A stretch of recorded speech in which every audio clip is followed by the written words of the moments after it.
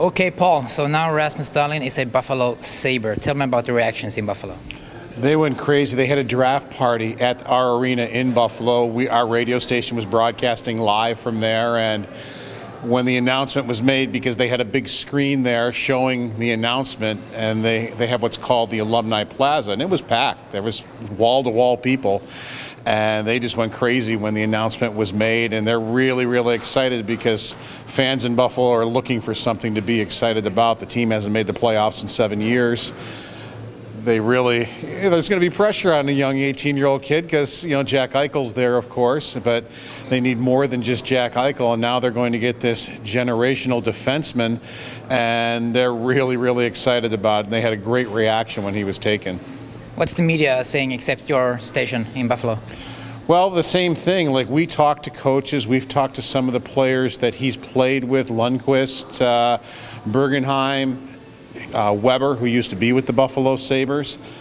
They all say the same thing. I mean, nobody says anything different, that this kid can just do everything. And if you watch the clips, you can just see it in what he can do. So I don't know what is wrong with his game, really. I mean, he's going to be young. He's going to have to get used to North American hockey.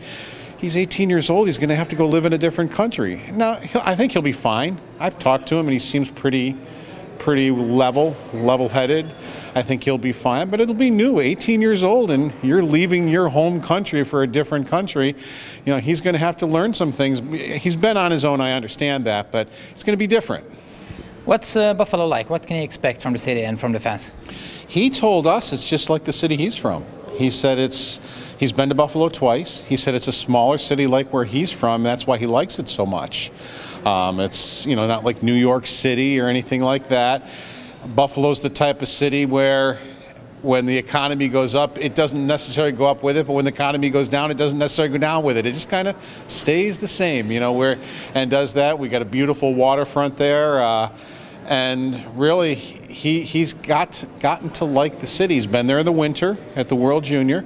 He's been there in the summertime for the Combine, so he's seen both, and he said he really enjoys the city because it's a lot like home. If you would give him 3 tips to Buffalo, what would you say then? 3 things to do. Well, he's already had chicken wings, but he said they were a little hot for him. He said next time he would tone it down a little bit. He wouldn't get the hot ones. Of course, that's what Buffalo food-wise is known for, is their wings. We call them wings. We don't call them chicken wings. We call them wings. So he's already done that. But they love the athletes there. They love the Buffalo Bills. They love the Buffalo Sabres. Enjoy it.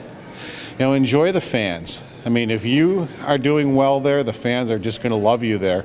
If you're not doing well, it's not going to be as much fun. But, I think that's the same anywhere. I don't think that's just unique to Buffalo. But, I think he's going to be fine there. And lastly, how much do you look forward to cover him in the future?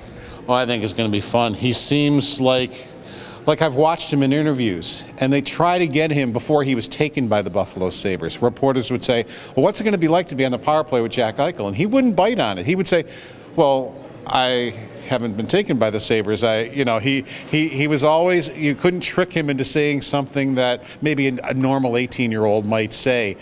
He would think things out, say all the right things, and done very well. So that's the thing that impressed me. And who knows, we talked about with Jason Botterill, the Sabres general manager, and when Jack Eichel was drafted at 18 years old, he stayed with Matt Molson and his family for a year. He lived with them. And Botterill said 3 players have already volunteered to let Rasmus come live with them and their families, just to help him out and get him used to, living in Buffalo and being by himself. So he might wind up with one of the families of the Sabres. Do you know which players?